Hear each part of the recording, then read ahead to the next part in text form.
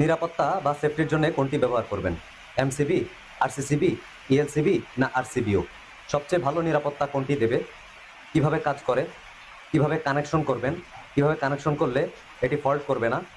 এবং কিভাবে এটি টেস্ট করবেন অনলাইনে এবং অফলাইনে?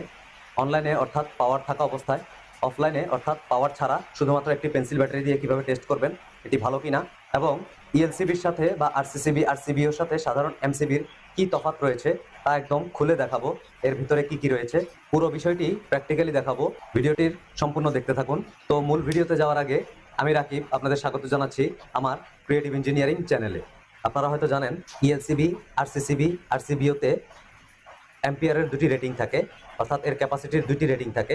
একটি হচ্ছে মূল অ্যাম্পিয়ার, অর্থাৎ এই ব্রেকারটি কত অ্যাম্পিয়ার আউটপুট দিতে পারবে, আরেকটি হচ্ছে কত মিলি অ্যাম্পিয়ার লিকেজ কারেন্ট হলে এটি ট্রিপ করবে। দেখুন এটির গায়ে